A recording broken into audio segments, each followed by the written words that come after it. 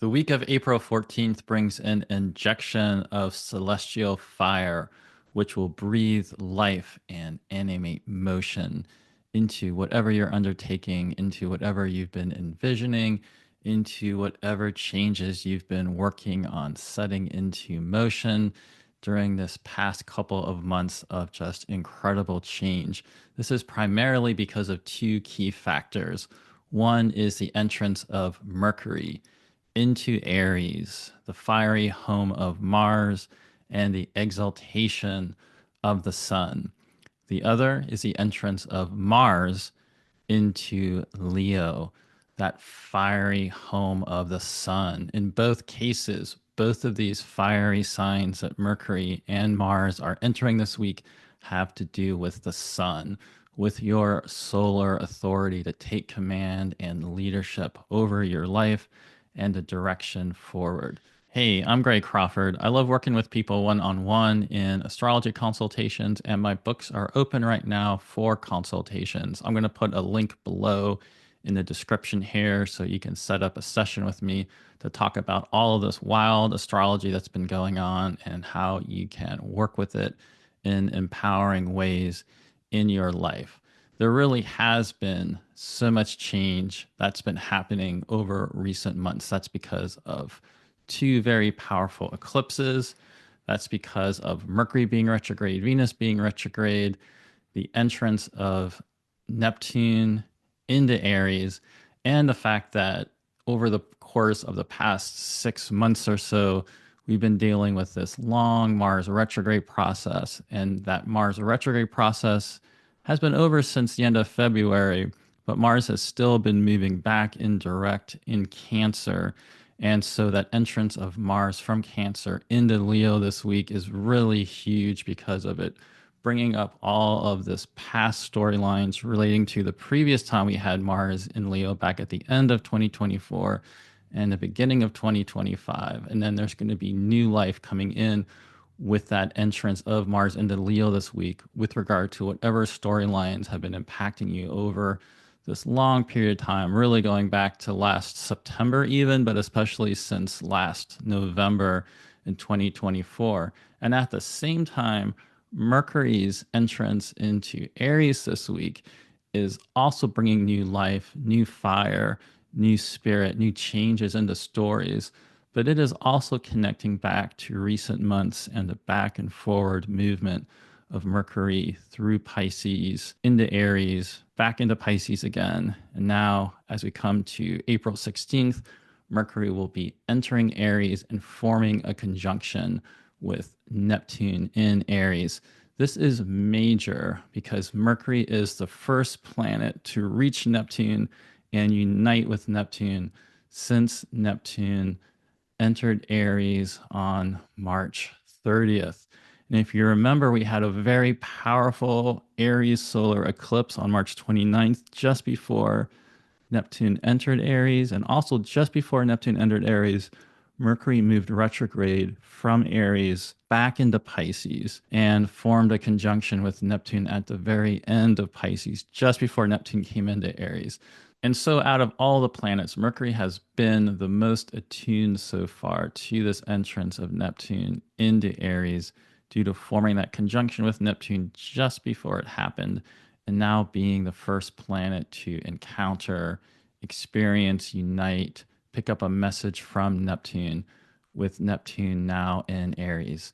This is very fascinating and makes a lot of sense due to Mercury being that twilight planet of being in between, this planet that's constantly moving in between layers of conscious awareness and our unconscious, able to mediate that dream world and dream reality and help us bring and tend those dream images back into our daily life. Mercury is that planet that can be a night planet, it can be a day planet, it can be a masculine planet, it can be a feminine planet, it can be a wet planet, it can be a dry planet. It can bring dry, logical, rational, reasonable analysis. It can also mix and synthesize and go into the irrational and into the unconscious and into the nonlinear and find meaning and help us make sense, turning images over and over again, moving our stories forward, helping us adjust to the changes happening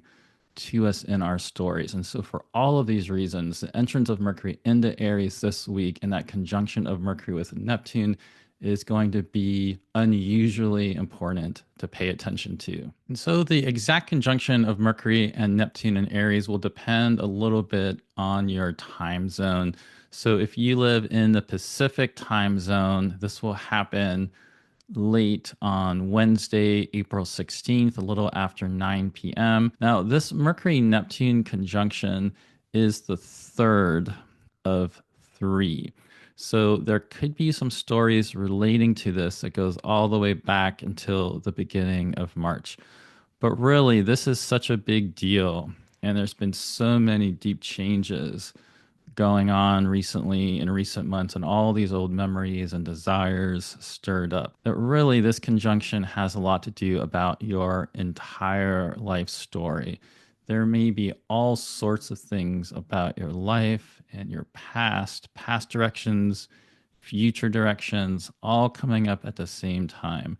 And there's going to be something I think really helpful about the clarity, about the spark, about the kindling of soul and spirit that Mercury can activate once moving from Pisces into Aries. Now, I love Mercury in Pisces. I think there's actually a lot of great poetic, creative, visionary things that Mercury can do in Pisces. But Pisces is the opposite sign for Mercury's home in Virgo. Pisces is also the fall of Mercury. And those watery, boundarylessness, oceanic depths of Pisces are incredible for the amount of imagination and fantasy and emotional depths that Mercury can access there and bring into articulation and bring into conscious awareness. But it's not a placement that's as great for Mercury to be really clear cut, really articulate clearly at all times. It's a little bit tends to be more on that poetic realm of communication and writing and speaking. And it's also not the best placement for Mercury in terms of being really specific and pragmatic and practical. When we have Mercury in Pisces, we tend to need to bring a lot more attention to those things, although it is great for picking up this longer term vision of future directions and imaginative potential and possibilities. So we've had access to that great Piscean realm of imagination and fantasy with this time of Mercury being in Pisces.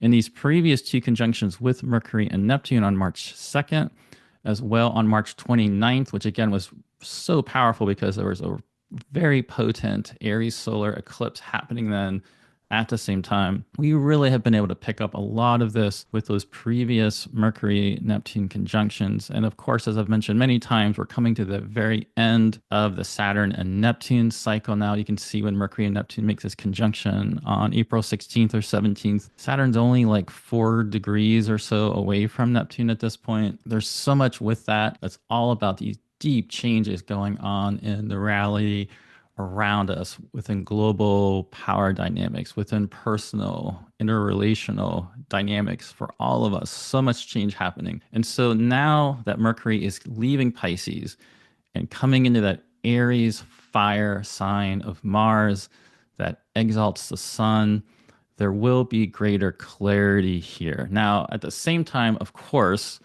Mercury with Neptune, you'll hear people talking about this, can go with liars and deception and great illusion.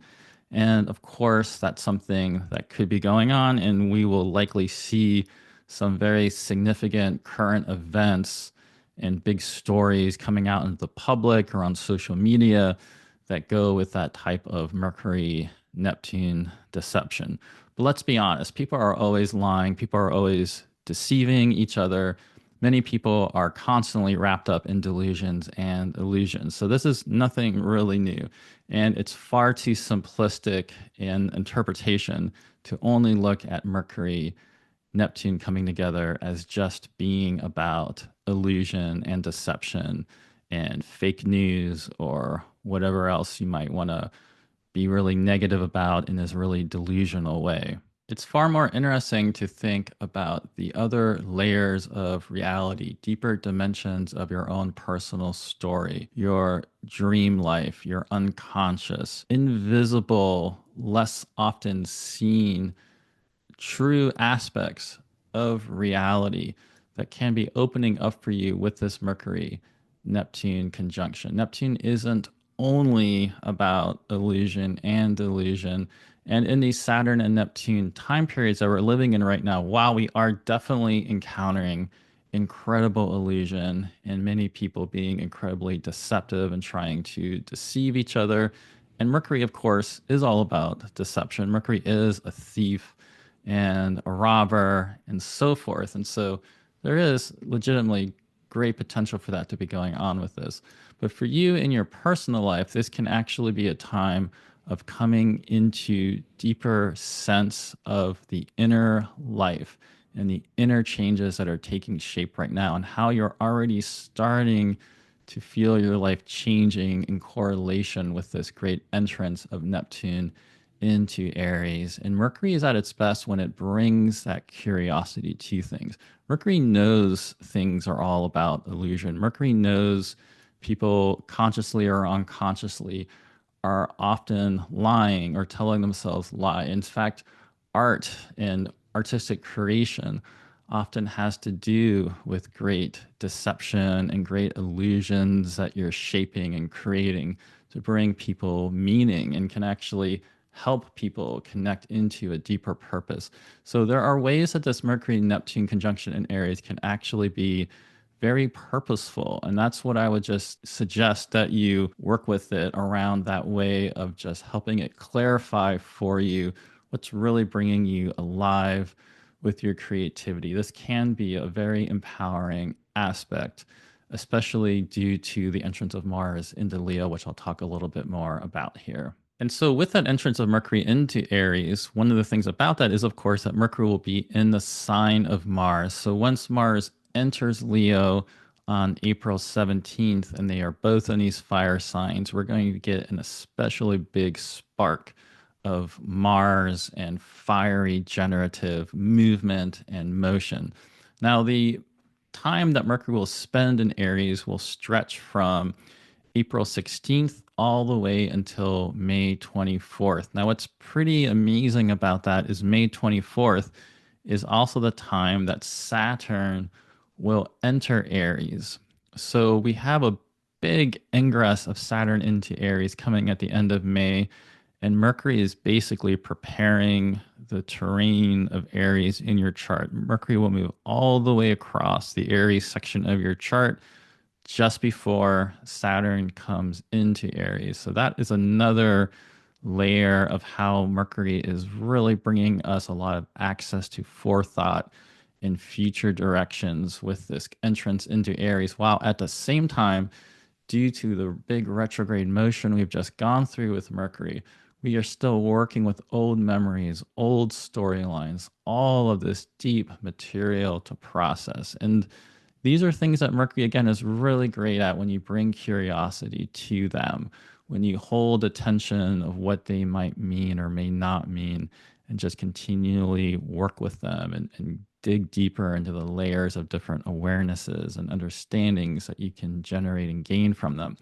Now, after Mercury forms that conjunction with Neptune, there is going to be a sextile harmonious aspect between Mercury and Pluto in Aquarius on April 20th. That's going to be very significant due to this Mars Pluto opposition coming in at the same time that I'll talk a little bit more about.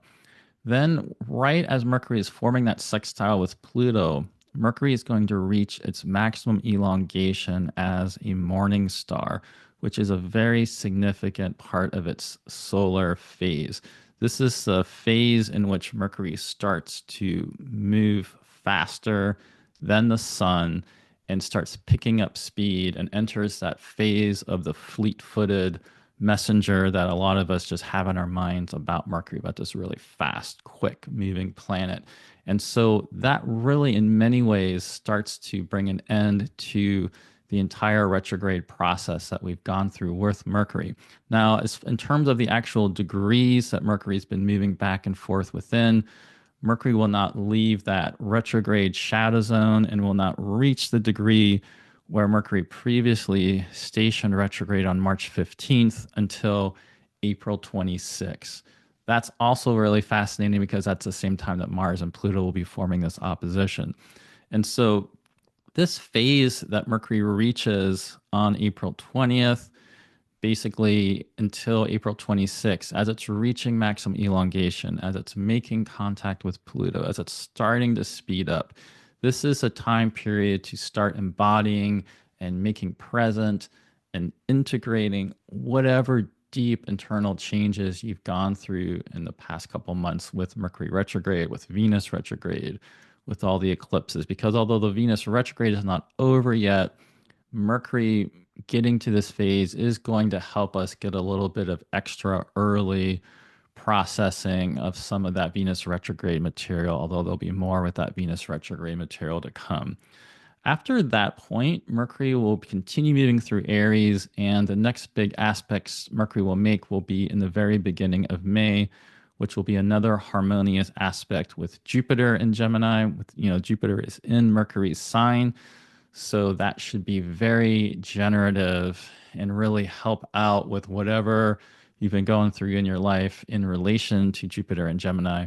And then Mercury will form a conjunction with Chiron in Aries on May 6th. I'll talk more about those aspects with Jupiter and Chiron later on in another video when we get a little bit closer to them. But that will be another significant turning point. And there is really a lot that I feel really hopeful about in terms of once we get into the month of May, in terms of making some really generative, productive forward progress in your life out of whatever's been going on recently.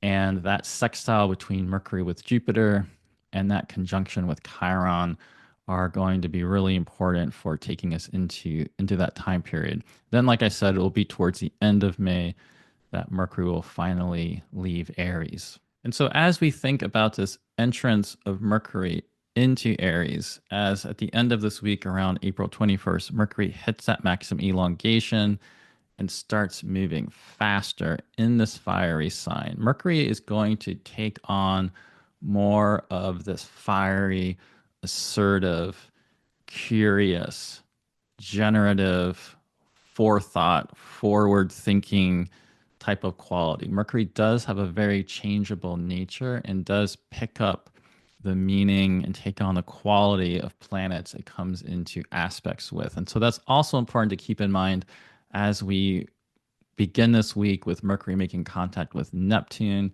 and then Mercury moving into this aspect with Pluto on April 20th. Now, of course, Mercury has a lot to do with communication and speech. A lot of times you'll hear astrologers talking about Mercury as this very dry, analytical, reasoning, logical planet. And that is true, but we have to remember that Mercury doesn't just have this linear, very rational logic. Mercury also possesses dream logic. Mercury also possesses the logic of omens and prophecy and deep philosophy. On this slide is a list of some of the many diverse meanings that you can find about Mercury in traditional astrology text. And I wanted to just bring this up because it's always important to keep in mind how many things and how many areas of life Hermes, the star of Hermes, Mercury, is constantly tending for us, moving in between these different ranges and spectrums of consciousness. And at the end of the day, most of these things do have a lot to do with translation and interpretation and mediating things and weaving in between things, relating things, taking some things away, revealing other things, deceiving us at times.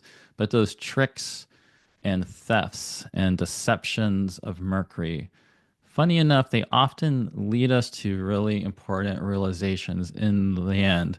And we often just have to follow the path that Mercury takes us through. There's another aspect of Mercury that we can find in old texts that I also want to bring up as we have this Mercury Neptune conjunction. This is this amazing image of the caduceus held by Hermes that Macrobius wrote about in his text Saturnalia. I first came across this image in Dorian Greenbaum's incredible book about the Agathos guardian daimon in astrology. There's really all sorts of deep philosophical places you can go with this image, but it's also just helpful on a symbolic level to think about as we have this Mercury Neptune conjunction happening. And so in this text, Macrobius talks about that caduceus of Hermes. You can see an image of it here on the side where we have these two snakes. And even that glyph of Mercury that has a crescent moon shape on top of the circle, we can imagine how that crescent moon is actually two serpents coming up and heading towards this kiss, held in this tension of not quite kissing, but moving towards that kiss. And Macrobius describes how at the bottom of the wand, the serpents are tied in this knot of necessity. And then at the top, they are coming towards one another, yearning and approaching this merging kiss of Eros. In some ways, this force of Eros and necessity, or often associated with the goddess Ananke, are two of the primordial fundamental aspects of creation that you can find in creation stories all around the world. This is a very Greek concept, though, that also shows up in ideas of Plato and earlier philosophers. It goes very much also in some ways with that idea of forces of love and strife, by Empedocles being at the root and foundation of creation. And one way we can think about this is that force of Eros being that inner desire, that inner soul yearning, that feeling that brings you alive and brings things together and can dissolve the way things have been because you're reaching and yearning for this new dream or this new passion. It can be this force bringing things together, uniting things. But when I'm thinking about Eros here in connection with this Mercury Neptune conjunction this week, I'm really thinking about that deep felt sense of soul and soul purpose of what you may yearn for or want to create. Now, this is always going up against this force of Ananke.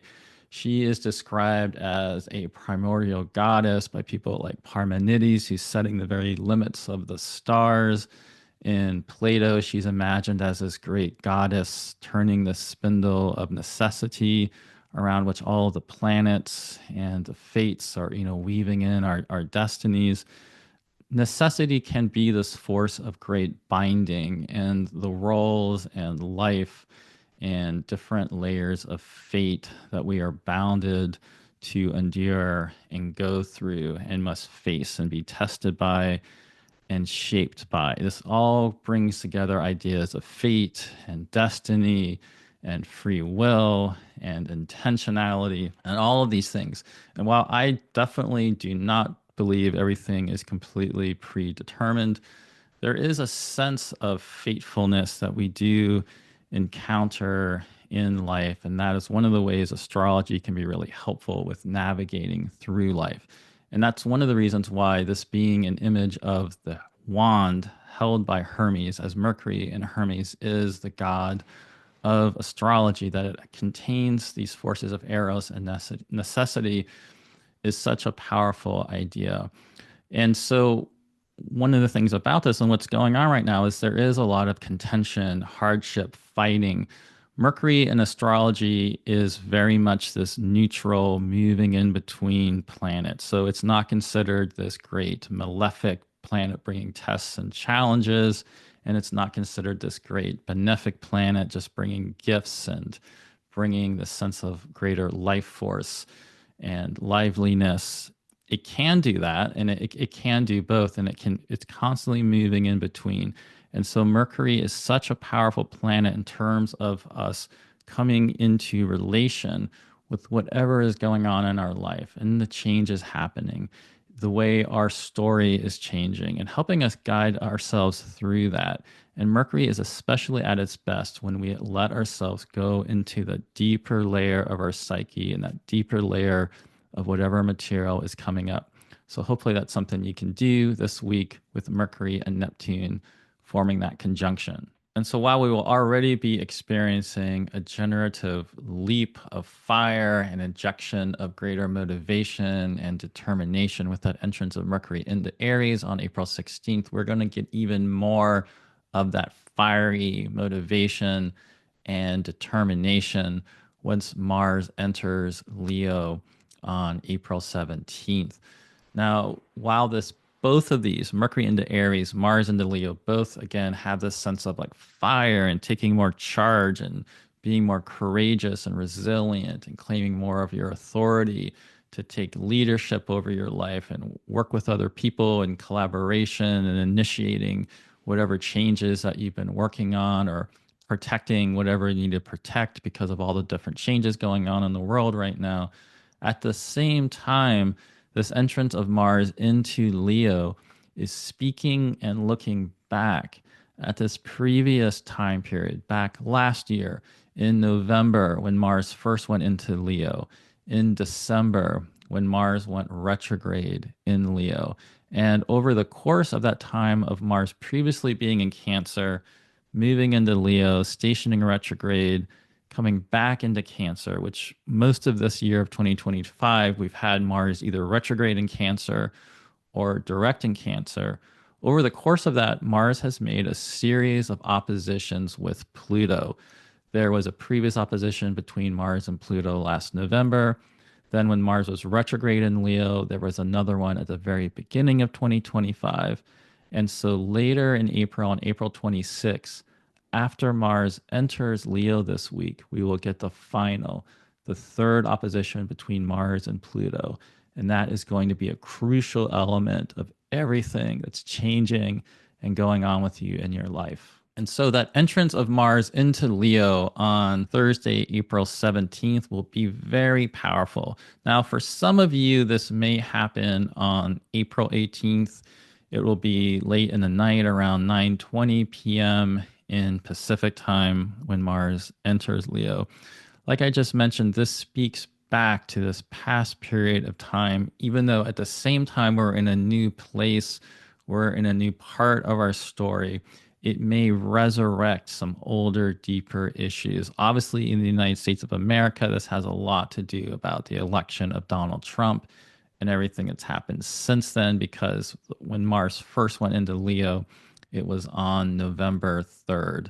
But wherever you are, whatever's been going on for you, this can be very personal. And there may be some old issues and storylines that went on from November 3rd of 2024 until January 6th when Mars came back into Cancer that are coming up for you again right now that are just, it's basically bringing another new way to work with this material. So it's not like you're just going to fall back into past difficulties, but there might be some elements of what was going on back then and challenges that you're facing that come up again, and you're now in this new relationship with them. And when we look at this, you can see how Mercury is moving away from a trine with Mars as Mars is coming into a trine with Neptune, and Mercury is then moving towards that harmonious sextile aspect with Pluto and Aquarius. So while we have this Mars-Pluto opposition that starts to form once Mars comes into Leo, Mercury is mediating them and mediating that tension. And so one thing to keep in mind about this is that there is this very idealistic and potentially self-righteous crusader type of mentality that we will see in the world with this, because this is very much this Mars and Leo who's being even further inflamed by this fervent Mercury-Neptune conjunction. A historical figure that has a Mercury-Neptune conjunction in a fire sign is Martin Luther, who led the Reformation. And that Protestant Reformation that went on back in the 1520s is so strongly connected with numerous astrological cycles that we're going to be living through. It's why you hear a lot of people bringing up the Reformation. But if you think about that power and idealism and fiery force that would be required to take on the power of the Catholic Church at that time in history, that's something that Martin Luther had with this Mercury Neptune conjunction in a fire sign. But sometimes when you set off a bunch of change, it goes off in all sorts of different directions. And the types of conflict that will be going on in the world will be very ideological, very idealistic, persecuting one another based upon idealism. And so this is going to be a period where you want to stay out of the fire of needless conflicts and don't get dragged down into personal conflicts that are really meaningless. Now, there is incredible stakes going on in the world and changes going on in the world. And there are very important issues that you probably do want to take action on, and you are willing to face opposition and fight for and protect. And so there are ways that you can use this as part of that, but it's going to be getting centered and focused on how do you want to use this energy and how can you best direct it in your life.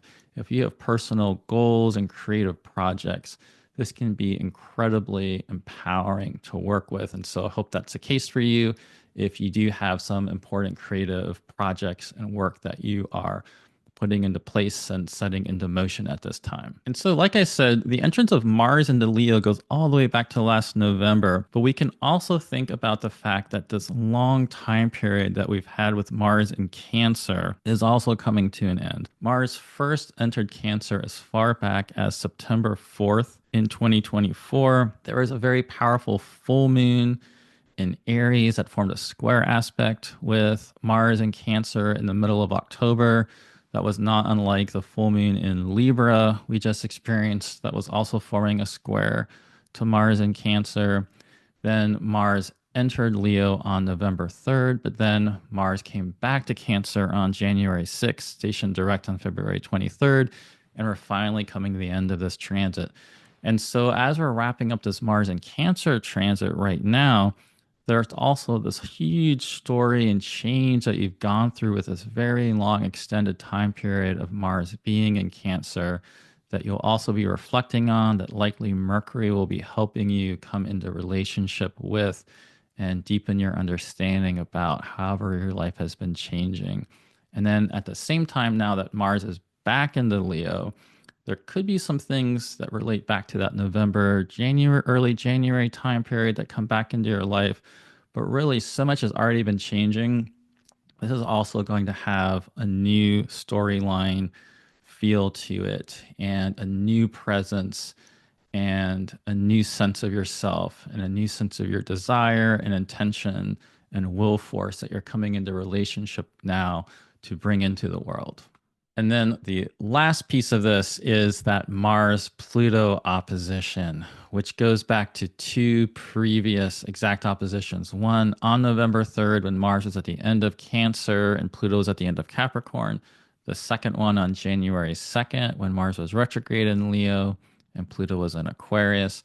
And now this one coming up on April 26th. Mars and Pluto have so much to do with power, and we see the struggle of power dynamics in the world stage obviously being extraordinary, and there'll be big events happening with that in the weeks ahead because of the Mars-Pluto opposition coming back.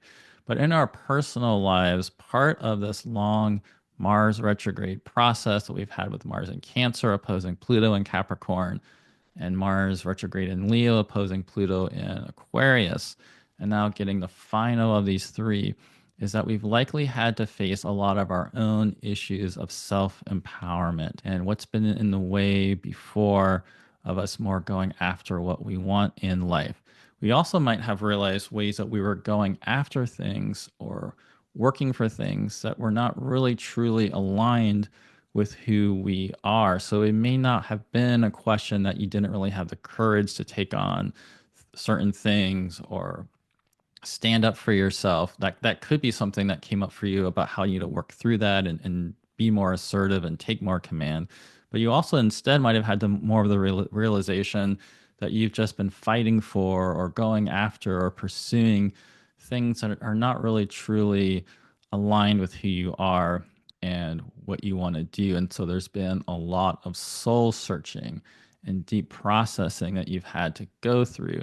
And so hopefully now that Mars is coming back into Leo and encountering this final opposition with Pluto that we're going to go through in this sequence, there will be a lot more clarity for you about whatever that is. And what's good about Mars and Pluto is just how resilient they are and how persevering they are, and how if you work with them, it's that type of quality which can just help you take that courageous step into the fray, into the contention, into the struggle of whatever it is that you do out of necessity have to go through in order to follow that Eros of your desire. You know, going back to that Mercury Eros necessity thing I previously spoke about, this is all going to be coming together here. And because we have this Neptune Mercury connection happening in relationship with this Mars Pluto thing, it's going to have a lot to do with your idealism and the way in which your ideals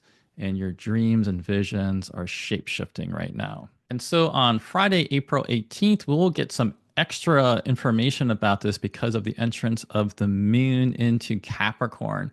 When the moon comes into Capricorn on Friday, it will immediately head towards a square aspect with Neptune and then one with Mercury. And so we're going to get this Mercury Neptune meaning further sparked and kindled, and there will be some deeper awareness of whatever is going on with this. So I would not suggest that, you know, the Mercury Neptune contact is just about that one particular day when they form a conjunction. It'll be something we continue to get a deeper understanding of in the weeks ahead, but especially this week, we will get another big activation here on Friday of them that it'll be really helpful for you to pay attention to. And then on Saturday, April 19th, Mars will form that exact flowing trine with Neptune in Aries as Mars heads toward that opposition with Pluto in the next week. That will come in again exactly on the following week on April 26th. As I mentioned before, in some ways, this can be very creative and idealistic and help spark you to fight and go after whatever you want to create or protect in the world. But we also have to be aware of the difficulty that can come with this in terms of extreme self-righteousness and dogmatic crusading and persecuting others based on our own perceptions and ideals and how we're perceiving what they're doing. And, you know, in terms of the polarized conflict going on in the world, this is going to also sort of light a fire underneath that. And so just be careful about whatever types of conflicts you might get drawn into.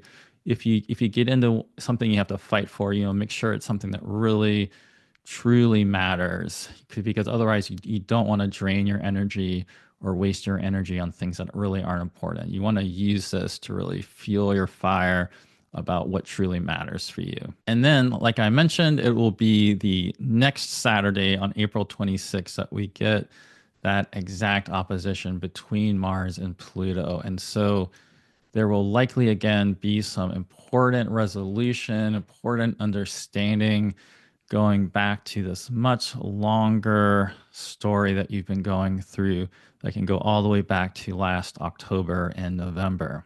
There's so much more change coming this year. This week is only one small step as part of that process, but it is a significant one. And so I hope you are paying attention to the deeper meaning of whatever is going on in your life as we experience this Mercury-Neptune conjunction this week, and then that entrance of Mars into Leo. If you would like to talk about the astrology and how it's impacting you, I'd love to work with you on a consultation. My books are open right now, and I'll put a link to my scheduler below in the description. I also have a Patreon community, and I will put a link below so you can read more about that to join it. There are 2 different monthly meetings and classes I have depending on what tier you're on there. And in terms of the lower tier, you do get access to discounts of working with me, as well as access to extra content, such as extra videos that I put in there that I don't share on YouTube. So please check that out as well. And if you haven't already liked and subscribed to my YouTube channel, please do. That does help.